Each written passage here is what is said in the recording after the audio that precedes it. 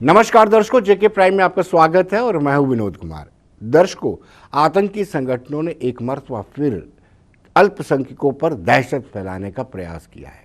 बीती शाम को अनंतनाग में अजय पंडिता नाम सरपंच की हत्या करने के बाद उन्होंने साबित कर दिया है कि वो नहीं चाहते कि कश्मीर में जो गतिविधियां होने जा रही हैं या कश्मीर में जब जब आप बात करते हैं कि कश्मीरी विस्थापित पंडितों की सम्मानपूर्वक वापसी होगी, उस सम्मानपूर्वक वापसी में खलल डालने का प्रयास कर रहे हैं। हालांकि अभी कश्मीरी विस्थापित पंडितों ने कोई माइंड नहीं बनाया है कि वापसी की जाएगी, लेकिन केंद्र सरकार, चाहे यूपीए की सरकार हो चाहे एनडीए की सरकार हो, बार बार इस तरह की योजनाएं बनाती हैं। लेकिन आज जो किलिंग हुई है, उस किलिंग के बाद रियासत यूटी जम्मू कश्मीर की सियासत गर्मा गया। आज दिन भर प्रदर्शन होते रहे और ख़ासतौर पर जगटी टाउनशिप, जो कश्मीरी विस्थापित पंडितों के लिए बना हुआ टाउनशिप है, वहां पर लोगों ने जोरदार प्रदर्शन किया। आवाज दो, UT government, UT government, UT government, UT government, UT government.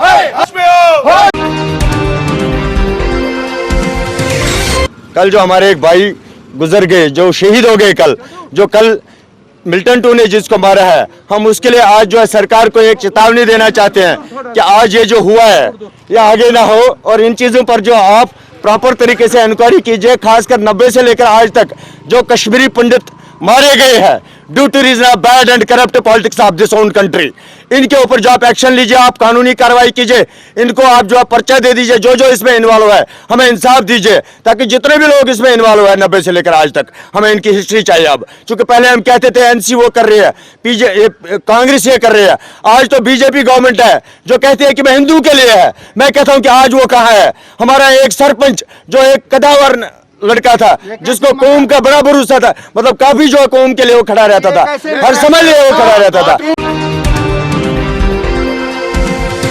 ने बार बार इनसे सिक्योरिटी मांगी, लेकिन ये हमें सिक्योरिटी देने में असफल रहे। बार बार हम एलजी गवर्नर से भी हमने रिक्वेस्ट की कि ऐसा, अब हमने इनको 5 दिन का अल्टीमेटम दिया हुआ है। जितने भी कॉरपोरेट्स है, चाहे हमारे सरपंच साहब है, चाहे हमारे पंच हैं, वहाँ पे उनको सबको सिक्योरिटी फराम की जाए। अगर नहीं की जाए तो हम जितने भी पंच सरपंच है, चाहे डिस्ट्रिक्ट पुलवामा है, डिस्ट्रिक्ट शोपियां है, डिस्ट्रिक्ट कुलगाम है, डिस्ट्रिक्ट अनंतनाग है, सारा ये सारे रिजाइन करने के लिए 5 दिन के अंदर अंदर हम तैयार हैं। हम बार बार एलडी गवर्नर साहब से यही अपील करते हैं कि हमारे को सिक्योरिटी फराहम की जाए बार बार। दर्शकों, विस्थापित पंडितों के नेताओं का कहना है कि 3 दशक बीत चुके हैं। 3 दशक बीतने के बाद भी अभी तक कोई सेटलमेंट नहीं हो पाई है। सरकारें आई, सरकारें बदली, सरकारें गई, लेकिन कश्मीरी विस्थापित पंडितों का मसला वहीं पर एक तरह से स्थिर पड़ा हुआ है। अभी भी एक भी कदम आगे नहीं बढ़ पाया। पैकेज देने से कुछ नहीं होगा। जब तक सही मायनों में इसकी सेटलमेंट नहीं होती, तब तक ये सिलसिला चलता रहेगा। पिछले 30-31 सालों से तो यही सुनते आ रहे हैं हम लोग पक भी गए। हमारी जनरेशन, एक जनरेशन, तीसरी जनरेशन आ रही है। पहली जनरेशन को भी आश्वासन दिया गया कि आपको वापस लेके जाएंगे, वो भी बड़े खुश होते रहे कि जाएंगे। आज की डेट में उन बेचारे, वो उनकी भी डेथ हो गई। उसके बाद उनकी जो नेक्स्ट पोत थी, वो भी बेचारी इसी तसल्जुम में थी कि आज जाएँ कल जाएँ, ना इधर हम काम कर सकते हैं, ना इधर के रहे ना उधर के रहे। बदकिस्मती गलत पॉलिसी वजह से और आश्वासन पे आश्वासन देते रहे और वो जनरेशन भी चली गई। अब तीसरी जनरेशन हमारी है। मुझे तो जिस हिसाब से गलत पॉलिसियाँ गवर्नमेंट की, मुझे लग रहा है कि शायद हम भी वो चीज़ नहीं देख सकेंगे, क्योंकि गवर्नमेंट की मंशा ही नहीं है करने की। सिर्फ आश्वासन पे आश्वासन दे के शायद कहीं ना कहीं हमें मिसयूज़ करा जाता, हमारे नाम को एक्सप्लॉइट करा जाता। जब भी कोई ऐसा मतलब मुद्दा कहीं कश्मीर से उठता है एंटी नेशनलों का, तो उस वक्त हमें आगे करा जाता, देखो ये हो रहा है, वो हो रहा है। दर्शकों, भारतीय जनता युवा मोर्चा ने भी इस घटना को लेकर के, इस किलिंग को लेकर के जोरदार प्रदर्शन किया और प्रदर्शन करते हुए उन्होंने कहा कि पाकिस्तान एक तरफ सीज़फायर का उल्लंघन कर रहा है, सरहदों पर सीज़फायर क्या उल्लंघन किया जा रहा है, रिहायशी इलाकों को टारगेट बनाया जाए, और दूसरी ओर प्रॉक्सी वार के चलते कश्मीर के अंदर अशांति फैलाने का प्रयास किया जा रहा है। उन्होंने इस घटना की कड़े शब्दों में निंदा की। जो कश्मीर के अंदर कल एक सरपंच जो निर्वाचित थे अजय पंडिता जी, उनके जो निर्मम हत्या की पाकिस्तान के हत्यारों ने, आतंकवादियों ने, उनकी एक कोशिश है कि लोकतांत्रिक प्रक्रिया से जो जीत करके अल्पसंख्यक समाज के लोग यहाँ पर आए हैं कश्मीर के अंदर, उनको एक एक करके मारा जाए। परंतु भारतीय जनता युवा मोर्चा का एक एक कार्यकर्ता, भारतीय जनता पार्टी का एक एक कार्यकर्ता ऐसे राष्ट्रवादी कार्यकर्ताओं के साथ और ऐसे सरपंचों के साथ और ऐसे वहां के अल्पसंख्यक समाज के साथ एक कंधे के साथ कंधा मिलाकर के खड़ा है और एक दीवार का काम कर रहा है। भारत माता की जय। दर्शकों, राष्ट्रीय बजरंग दल ने भी जोरदार तरीके से इसकी निंदा किया है। उन्होंने भी प्रदर्शन किया और प्रदर्शन करने के बाद उन्होंने कहा कि इस परिवार को इंसाफ मिलना चाहिए। आज से 30 वर्ष पहले जिस प्रकार से हिंदुओं को वहां प्रताड़ित कर कईयों की हत्या करके कई बहू बेटियों के साथ बलात्कार किए गए और उनको इस प्रकार से वहां पर प्रताड़ित कर वहां से निकाला गया, भगाया गया। लेकिन 30 वर्ष के बाद हिंदुओं ने फिर वहां पर आशियाना बसाना शुरू किया। लेकिन जिस प्रकार से कल एक कश्मीरी पंडित जो वहां पे अनंतनाग के एक गांव में सरपंच थे, उनकी निर्मम हत्या आतंकवादियों द्वारा की गई है, यह वहां के लोकल व्यक्ति किसी से मिलीजुली साजिश के तहत उसकी हत्या की गई है। हम केंद्र सरकार से ये डिमांड कर रहे हैं कि बड़े बड़े दावे किए थे आपने सुरक्षा के लिए, लेकिन कहाँ है उनकी सुरक्षा? एक सरपंच की सुरक्षा कहाँ है? जब आपने सरपंच के इलेक्शन करवाए, आपने कहा था कि सरपंचों की सुरक्षा जो है वो पूरी तरह से सुरक्षा मुहैया कराई जाएगी। कहाँ है उनकी सुरक्षा? कहाँ थी उनकी सुरक्षा? अब ये हम डिमांड कर रहे हैं कि आज के बाद किसी भी हिंदू को वहां पर हाथ लगा तो इसके गंभीर परिणाम जो है वो यूटी गवर्नमेंट और केंद्र सरकार को यहां पर भुगतने पड़ेंगे। दर्शकों, अब हम बात करेंगे पब्लिक ट्रांसपोर्ट की। तो पब्लिक ट्रांसपोर्ट आज शुरू हो गया सरकारी स्तर पर, यानी JKSRTC की बसेस आज चली। चुनिंदा रूट्स पर ये बसेस चली और लोगों ने भी इसका लुत्फ उठाया। और साथ ही साथ जो निजी ट्रांसपोर्टर्स हैं आज भी उन्होंने बंद रखा, क्योंकि पहले से ही उन्होंने 10 दिन का अल्टीमेटम सरकार को दिया है कि अगर उनकी डिमांड को फुलफिल नहीं किया जाता है तो वो आंदोलन करेंगे, अपनी गाड़ियों को सड़कों पर नहीं उतरने देंगे। आपको बताते चले कि निजी ट्रांसपोर्टर्स ये डिमांड कर रहे हैं, बसेस में 67% सवारी को आप बिठा सकते हैं, ये गवर्नमेंट का SOP है, और मेटाडोर में 50%। तो उनका कहना है कि ऐसे में 50% किराए में बढ़ोतरी होनी चाहिए। अगर ऐसे हम बसेस चलाएंगे तो उनको जेब से खर्च देना पड़ेगा। और निजी ट्रांसपोर्टर्स, उनका ये मानना है कि सरकार अपने लेवल पर पब्लिक ट्रांसपोर्ट चला ही नहीं सकती, क्योंकि उनकी क्षमता नहीं है, उनके पास लिमिटेड बसेज है। SRTC के पास तो गाड़ियाँ कितनी हैं? 30 से 40 गाड़ी होंगी। आप सर्वे करवाई दीजिए कौन कौन से रूट पे कौन कौन सी गाड़ी चल रही है। हमारे पास कम से कम 3000 बसेज हैं और 9000 मेट्रो हैं जो डिफरेंट रूट पर से चलती हैं। तो हम तो अपनी गाड़ियाँ चलाने के लिए तैयार हैं, जैसे कि हमने अपना वो कास्ट ऑफ ऑपरेशन और मेमोरेंडम गवर्नमेंट को दिया है और गवर्नमेंट ने हमें एश्योरेंस दिया है कि विद इन डेज आपका हमारी जो डिमांड है वो गवर्नमेंट पूरी करेगी, जिसमें मिनिमम हमारा किराया वो 50% बढ़ना चाहिए। तो अगर गवर्नमेंट बढ़ाती है तो हम ट्रांसपोर्टर एग्री है अपना गाड़ी चलाने के लिए, अगर नहीं बढ़ाती है तो हमारी गाड़ियाँ ऐसे खड़ी रहेंगी।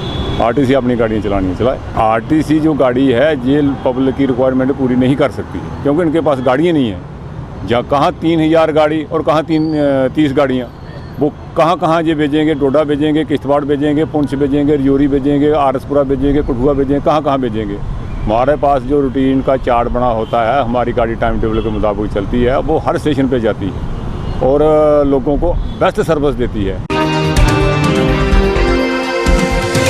दर्शकों, हर स्तर पर कोविड-19 से लड़ने का प्रयास किया जा रहा है और डिप्टी कमिश्नर की ज़्यादा रिस्पॉन्सिबिलिटी बनती है। और ऐसा ही हमने देखा कि डिप्टी कमिश्नर रियासी इंदु कंवर खुद माइक पर लोगों को सुझाव दे रही थी कि आपने किस तरीके से SOP को अडॉप्ट करना है, सोशल डिस्टेंसिंग और जो प्रोटोकॉल डिसाइड किया है उसके तहत ही आपको अपने आप को बांधना हो। मैं आप लोगों को आपके सामने बता रही हूँ कि अगर मुझे कोई भी शख्स बिना मास्क का दिखा, जितने लोग मुझे सुन रहे हैं अपने अपने लोगों को बता दें, जितने दुकानदार सुन रहे हैं अपने अपने क्लाइंट्स को बता दें। अगर मुझे इस बाजार में या कहीं पर भी रियासी में कोई भी शख्स बिना मास्क के मिला या एक गाड़ी में जो 4 पहिए वाली गाड़ी है अगर उसमें 2 से ज्यादा लोग हुए या मोटरसाइकिल में 1 से ज्यादा हुआ, मोटरसाइकिल 1 बंदे के लिए है, स्कूटर 1 के लिए है और 4 पहिए वाली गाड़ी सिर्फ 2 लोगों के लिए है। अगर मेरी आवाज सब लोग सुन रहे हैं तो ध्यान से सुन लें। आज मैं आप लोगों को आखिरी वार्निंग दे रही हूं, कोई भी शख्स बिना मास्क के मुझे नजर नहीं आना चाहिए, नहीं तो हमने अपने अपने तरीके से उनकी पनिशमेंट सोच रखी है। दर्शकों, कोविड-19 को लेकर के हमने SSP सांबा शक्ति पाठक से बातचीत की। आइए देखते हैं क्या कहना है उनका। पाठक जी, आपका स्वागत है हमारे कार्यक्रम में और सबसे पहला प्रश्न मेरा यही रहेगा कि ये डबल ट्रिपल भूमिका कैसे निभाई पुलिस वालों ने? हमारी पुलिस की जो ट्रेनिंग शुरू से होती है उसमें ये सभी के सभी एस्पेक्ट्स रहते हैं कि किसी भी तरह का चैलेंज आए तो आपने उसको पूरा करना है। तो क्योंकि सारे के सारे जवानों की ट्रेनिंग भी वैसी होती है, ऑफिसर्स की भी ट्रेनिंग वैसी होती है और मेरे को लगता है उस ट्रेनिंग का ही बहुत बड़ा असर रहा कि हम इसको काफ़ी हद तक अभी तक के सफ़र में ठीक करते हुए आए हैं। जी पाठक जी, आपसे ये जानना चाहेंगे कि कहीं ना कहीं अब थोड़ी बहुत सख्ती की भी ज़रूरत है। जो लोग अपनी ट्रैवल हिस्ट्री हाइड करते हैं, आपके ज़िले में ऐसे कितने लोग पकड़ में आए हैं और क्या एक्शन उनके खिलाफ लिया गया है? हमें एक सबसे बड़ी अच्छी बात ये रही कि इस पूरे पैंडेमिक के दौरान लोग काफ़ी अवेयर रहे। तो ऐसा जब कभी भी हुआ है कि कभी कोई सीधा पुलिस को बाईपास करके या एडमिनिस्ट्रेशन को बाईपास करके सीधा अपने घर पहुंच गया है, तो कहीं ना कहीं पड़ोस में किसी न किसी जो अपने आप को जिम्मेवार नागरिक समझता है उसने हमें इन्फॉर्मेशन दी है। तो हम सिर्फ एक केस ऐसा आया है मेरे ध्यान में जिसमें हमें थोड़ा ज़्यादा लेट हुआ है, नहीं तो हमने 2-3 घंटे के अंदर ऐसे सभी ट्रैवल हिस्ट्री वाले केसेस को तुरंत ट्रेस करके उनको क्वारंटाइन सेंटर के अंदर डाला है। पर ये सवाल ये उठता है कि जो नाइट कर्फ्यू है हमने उसको बड़ा लाइटली लिया। हम हर जिले में देखते हैं कि नाइट कर्फ्यू वायलेटर्स के खिलाफ कोई एक्शन हुआ है? ऐसा है कि जो नेशनल हाईवे है, नेशनल हाईवे तो थ्रू रखना ही था क्योंकि वो सप्लाई चेन है, उसको हम बंद नहीं कर सकते हैं। और बाकी यहाँ तक जो टाउन की बात है तो सांबा ज़िले के जो भी टाउन है वो 3 मेन टाउन है। आपका सांबा है, विजयपुर है, बड़ी ब्राह्मणा है और तीनों के तीनों मेन जो है वो नेशनल हाईवे के ऊपर है। तो वहाँ तो काफ़ी हद तक वो इम्प्लीमेंट रहा है। और बाकी कुछ एक लोगों की जो बेसिक ज़रूरतें हैं, किसी को मेडिसिन लेने जाना है, किसी का अचानक कोई घर में कोई किसी की डेथ हो गई है उसके लिए जा रहे हैं, तो वो वाली परमिशन हमने अलाउ की हैं। बाकी औसतन हमने कोशिश की है कि हम कर्फ्यू को इम्प्लीमेंट करें। पाठक जी, सांबा में कुछ ज़्यादा सख्ती की जा रही है। सांबा के ट्रेडर्स का भी कहना है, सांबा के आम लोगों का भी कहना है कि बनिस्बत जम्मू डिस्ट्रिक्ट में यहाँ केसेस भी ज़्यादा हैं और कठुआ डिस्ट्रिक्ट की बात करें वहाँ भी केसेस ज़्यादा है। कल भी एक इत्तेफाक वाली बात है कि लखनपुर में भल्ले बहुत मशहूर है, लखनपुर में भल्ले बिक रहे थे लेकिन सांबा में नहीं बिक रहे थे। यहाँ इतनी ज़्यादा सख्ती क्यों की जा रही है? देखिए, सख्ती सबके भले के लिए की जा रही है। ऐसा नहीं कि हम नहीं चाहते हैं कि लोग आम जो रोज़मर्रा की ज़िंदगी वैसी ही जीना शुरू करें और सख्ती करने में हमें भी ज़्यादा एफर्ट्स करने पड़ रहे हैं, पर कहीं ना कहीं लगता है कि सख्ती करने का लाभ हुआ है और उस लाभ का सबसे पहला एग्जाम्पल यही है कि सांबा में हमारे पास जितने भी केसेस हैं वो ट्रैवल हिस्ट्री के केसेस हैं, और अगर इसके अलावा कोई केसेस हैं तो 2 लेडीज़ के केसेस हैं जो कि प्रेग्नेंट लेडीज़ थी, हॉस्पिटल में चेक करने गई हैं और उसके बाद उनका पॉजिटिव केस आया है। अदरवाइज़ हमारे पास ऐसा कोई केस नहीं आया कि जो हमें अचानक 10-15 दिन के बाद पता लगा हो कि हाँ जी वो गांव में घुसा हुआ है और हम उसको निकाल करके लाए हैं। और ये सारा का सारा ये सख्ती जो कि लोगों के भले के लिए सोची गई थी, ये उसी का नतीजा रहा है। और मेरा ये मानना है कि बहुत से लोगों ने इसको अप्रिशिएट किया है। जो इसका विरोध करने वाले हैं, जिनको लग रहा है कि हाँ जी ज़्यादा सख्ती हुई है, उनकी कुछ अपने व्यक्तिगत कारण रहे हो सकते हैं, लेकिन आम तौर के ऊपर जनता ने, पूरे के पूरे लोगों ने इसका समर्थन किया है। पाठक जी, सवाल ये उठता है कि अपने कॉप्स कोविड-19 में ना उलझे, यानी उनको संक्रमण ना हो, इसके लिए क्या आप पुलिस लाइन में या अपने लेवल पे लोगों को जागरूक करते हैं, अपने कॉप्स को, कि क्या क्या हिदायतें बरतनी चाहिए? बिल्कुल किया है हमने। हर थाने में, हर चौकी में, जो इवन के हमारे नाके हैं वहाँ पर जाकर के ऑफिसर्स ने, इवन के कहीं कहीं मैंने खुद भी जाकर के लड़कों को ब्रीफिंग दिया है कि किस चीज़ से आपको बचना है, क्योंकि अभी तक तो इस रोग से बचने का ढंग सिर्फ प्रिवेंशन है, कोई मेडिसिन नहीं है। तो प्रिवेंशन कैसे हो सकती है, उसके लिए जो बेस्ट हो सकता है वो हमने सबको ब्रीफ किया है। और सबसे पहले शायद सांबा ज़िला ही था जिसने एक वीडियो क्लिप बना करके पूरा इसको सर्कुलेट भी किया है, और उसमें पूरे के पूरे जो मेजर्स हैं वो हमने डाले हैं, उसको भी काफ़ी लोगों ने अप्रिशिएट किया। तो लोगों में जो भी इसकी अवेयरनेस के लिए किया जा सकता था वो हमने अपनी ओर से बेस्ट किया है। और हाँ, इसके साथ हमने हर थाना से कुछ यूथ की टीम साथ में जोड़ी, जो वॉलंटियर होना चाहते थे, जो चाहते थे कि हम भी कुछ ना कुछ कंट्रीब्यूट करें। उस टीम को हमने जोड़ा है और वो सभी के सभी हमारी इस अवेयरनेस कैंपेन का हिस्सा बने। पाठक जी, आपको नहीं लगता है उन लोगों को क्या नाम दिया जाए जो अपनी ट्रैवल हिस्ट्री छुपा करके छुप के अपने घरों में आते हैं, अपने परिवार के लिए रिस्क बनते हैं, समाज के लिए रिस्क बनते हैं और देश के लिए रिस्क बनते हैं? क्या परिभाषा, क्या उसको डेफिनेशन देंगे उन लोगों को? गैर जिम्मेदाराना लोग हैं जिनको ना अपने स्वास्थ्य की चिंता है, ना अपने समाज के, ना अपने परिवार के स्वास्थ्य की चिंता है, और ऐसों की फिर हम भी चिंता नहीं किए हैं और हमने उन सभी के खिलाफ लीगल एक्शन किया है। सबसे ज़्यादा जो केसेस अगर कहीं पर लगे हैं तो उनमें से एक सांबा ज़िला है जहाँ पर ऐसे वायलेटर्स के खिलाफ हमने केसेस लगाए हैं। लगभग 120 केसेस हम आज तक रजिस्टर कर चुके हैं, और जो ऐसे ही वायलेटर्स के खिलाफ लगाए गए। पाठक जी, सबसे बड़ा क्वारंटाइन सेंटर आपके एरिया में था, यहाँ पे राधा स्वामी आश्रम है, और वहाँ से बहुत ह्यू एंड क्राई भी होता रहा कि कहीं ना कहीं क्वारंटाइन में जो सुविधाएं होनी चाहिए उन सुविधाओं का अभाव है, और जो असर रसूख, जो अप्रोचेबल लोग हैं, जिनकी अप्रोच है, उनके सैंपलिंग टेस्ट पहले आ जा रहे हैं, और जिनका कोई असर रसूख नहीं है वो 4-4, 5-5 दिन इंतज़ार करते रहते हैं, फिर हो सकता है उनकी दोबारा रीसैंपलिंग हो। ऐसा क्यों शिकायतें आ रही? आपने भी शायद वो ठंडी खुई वाला राधा स्वामी आश्रम देखा है। मैं समझता हूँ कि बहुत अच्छा स्थान है वो। इससे साफ़ सुथरा स्थान मुझे तो जम्मू कश्मीर में और कहीं नहीं दिखता है। जैसे एक एयरपोर्ट का हैंगर होता है, लगभग उस टाइप का वहाँ पर एक बहुत सा बड़ा हॉल है, तो साफ़ सुथरा खुला, क्योंकि डॉक्टर्स भी यही कहते हैं कि ऐसे पेशेंट्स या जिनको इस तरह की समस्या हो, उनकी खुली हवा में रहना उनके लिए बहुत ज़रूरी है। वहाँ पर नीचे, क्योंकि वहाँ का वो धार्मिक स्थान है, वहाँ पर नीचे वो गोबर की लिपाई करते हैं, जिसको कुछ लोगों ने ऑब्जेक्ट किया कि हाँ जी, ये गोबर की लिपाई के ऊपर हमें बिठाया है, जबकि वो पुरानी एक वहाँ पर उनकी परंपरा है और धार्मिक भी उनकी एक आस्था है कि नीचे इस लिपाई से वो सारी चीज़ें साफ़ भी रहती हैं, ठंडी भी रहती हैं, सब चीज़ें ठीक रहती हैं। तो उस दृष्टि से वहाँ पर उनको रखा गया था। जितने शौचालयों की व्यवस्था, टॉयलेट्स वहाँ पर है, जितनी पानी की व्यवस्था वहाँ पर है, इतने बड़े ग्रुप को, इतने बड़े नंबर को अच्छे ढंग से खाना मिल पाना, जितनी व्यवस्था वहाँ पर है, इतनी कहीं पर भी और सांबा में संभव नहीं थी।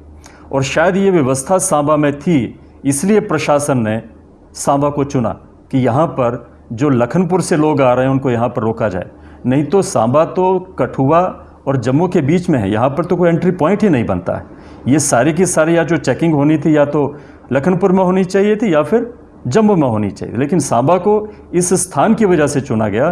तो इसलिए इस स्थान की आलोचना करना मैं इसका कोई कारण नहीं मानता हूँ।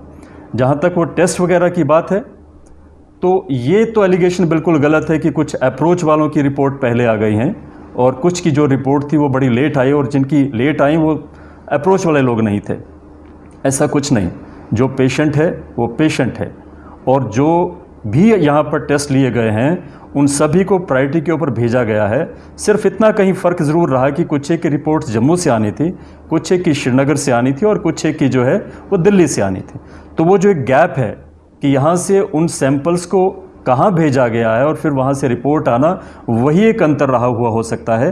हालांकि मैं इसके ऊपर आधिकारिक तौर के ऊपर नहीं बता सकता हूँ, डीसी साहब बता सकते हैं या मेडिकल डिपार्टमेंट वाले बता सकते हैं, पर मेरी जानकारी में यही बात है कि जो डिले है वो इन कारणों से हुआ है और किसी कारण से नहीं हुआ है। पाठक जी, कोविड-19 ने एक नए किस्म का क्राइम जो बंद हो चुका था, नए किस्म का क्राइम शुरू कर दिया। कोविड-19 के दौरान लीकर शॉप्स बंद थी और कुछ लोगों ने अब देसी शराब निकालना शुरू कर दिया। उस धंधे को बंद कराने में एक्साइज डिपार्टमेंट ने काफ़ी लंबी चौड़ी कसरत की थी और उस कसरत में उनके धंधे को डाइवर्ट किया गया था, उनको दूसरी जगहों पे काम लगाया था। क्या ये नया चैलेंज तो नहीं बन जाएगा आपके लिए? हाँ, आपने सिर्फ ये तो एक क्राइम है, और भी काफ़ी तरह के क्राइम हमारे नोटिस में आए, पर इसके ऊपर भी हमने कार्रवाई की है। यकीनन जिन लोगों को इसकी लत पड़ी होती है उनको कहीं ना कहीं से ये फिर उपलब्ध करानी है। तो जो इस काम को जानते थे उन्होंने कोशिश की कि हाँ जी हम बना सकते हैं, तो उन्होंने बनाना शुरू किया। लेकिन हमने इसके ऊपर भी सख्ती से कार्रवाई की है और इसके भी हमने काफ़ी पर्चे लगाए और उनके बाद हमारे पास कोई ऐसी रिपोर्ट नहीं आई है। और क्योंकि अब तो एक्साइज डिपार्टमेंट ये सभी शॉप्स खोल भी दी हैं, तो मुझे नहीं लगता है कि दोबारा से इस धंधे में पड़ेगा और इस काम को अपना प्रोफेशन बनाना चाहेगा। पाठक जी, उस दिन आपने कैसा महसूस किया था जब प्रधानमंत्री ने अपने राष्ट्र के नाम संबोधन में कहा था कि जो कोरोना महायोद्धा हैं, जो फ्रंट रो पे खड़े हैं, जिसमें पुलिस वाले भी आते हैं, उनके लिए ताली थाली और शंख बजा करके उनको प्रोत्साहित किया जाए, उनको सम्मानित किया जाए। कैसा फील किया था उस दिन आपने? यकीनन निश्चित तौर के ऊपर बड़े एक सम्मान की बात है। राष्ट्र के प्रमुख ने, प्रधानमंत्री ने ऐसी बात बोली है और जिसे लोगों ने बड़े दिल से जो है स्वीकारा और उसको ग्राउंड के ऊपर भी उतारा। और कई लोगों से मैंने जो सुना कि पहली बार कुछ एक को लगा कि पुलिस का परसेप्शन समाज में बदला है। पुलिस नहीं तो कभी भी कोई पॉजिटिव रोल कंट्रीब्यूट कर रही है, पॉजिटिव कुछ कर रही है, ऐसा समाज नहीं देखता था। लेकिन इस पैंडेमिक ने पुलिस की छवि को एक पॉजिटिव वे में लोगों के सामने उतारा है। और मेरे को लगता है कि जो भी पुलिस के जवान बदनामी के बावजूद भी, सब परेशानियों के बावजूद भी जो आज तक अनथक काम करते आ रहे थे, उस सभी का नतीजा था कि इस पैंडेमिक में हालांकि लोगों को परेशानियां बहुत हुई, लेकिन पुलिस को एक सम्मान की दिशा में ज़रूर आगे बढ़ाया है। पाठक, इस सारी परिस्थितियों में पुलिस की छवि एक बनी है, बड़ा सुधार पुलिस की छवि में आया है। और जो लोग डरते थे पहले पुलिस स्टेशन में अपनी शिकायत कराने से भी डरते थे, उनको लगता था कि जाकर के हो सकता है क्या क्या सुनना पड़े, थोड़ा सा फ़र्क जरूर पड़ा है। जो जनता और पुलिस के बीच में गैप था वो भरा है। ये कंटिन्यू रहेगा, लोगों में विश्वास आएगा, लोग खुल करके थाने जाएंगे अपनी रिपोर्ट्स कराने, क्योंकि जो आज वक्त माहौल है, इस वक्त पुलिस पर बड़ा ट्रस्ट लोग कर रहे हैं। मेरे को लगता है कि आज की पुलिस वैसे भी कुछ समय पहले की पुलिस से बहुत भिन्न है। पढ़े लिखे नौजवान इसमें ज्वाइन कर रहे हैं और जिनका इंटरेस्ट है, ऐसे नौजवान इसको ज्वाइन कर रहे हैं। और उसके बाद से लोगों में तो विश्वास बढ़ा ही बढ़ा है, और जो भी इसमें काम कर रहे हैं उनके मन में भी एक जज्बा है कि हमारा जो रोल है कि लोगों की मुसीबत में हम उनके मददगार बने, वो भी एक बना है। तो ये मेरे को लगता है जो एक अप्रोच नई बनी है समाज की भी पुलिस के प्रति और पुलिस का समाज के प्रति, ये आगे और इम्प्रूव ही होगा, अच्छा ही होगा, और जो हमारा संबंध है वो अच्छा होगा। और ये दोनों चीज़ें बने रहना समाज के लिए बहुत ज़रूरी है, ताकि समाज का क्राइम सिर्फ हम डंडा मार के ठीक नहीं कर सकते। लोगों का जब तक सहयोग नहीं मिलेगा तब तक वो चीज़ें दूर नहीं हो सकती। कहीं पर मोटिवेशन की ज़रूरत है, कहीं पर किसी को थोड़ा गाइडेंस की ज़रूरत है, और जहाँ कहीं ज़रूरत हो फिर वहाँ पर लीगल कार्रवाई करने की भी ज़रूरत है। और ये सब आपसी सहयोग से भी संभव है और ये सभी चीज़ें आगे आने वाले टाइम में और अच्छी होंगी। पांडे जी, आपका बड़ा अनुभव रहा है पुलिसिंग का, काफ़ी समय से आपने काफ़ी इम्पोर्टेंट जगह पे अपनी सेवाएं दी हैं। 2008 में जब लैंड रो हुआ था, उस दौरान पुलिस और पब्लिक में जो गैप बना था, उस गैप को दूर करने के लिए हमने पुलिस पब्लिक मीटिंग शुरू की, हमने टूर्नामेंट्स कराना शुरू कर दिया। लेकिन आपको लगता है इस कोविड-19 ने वो सारी कमियां पूरी कर दी?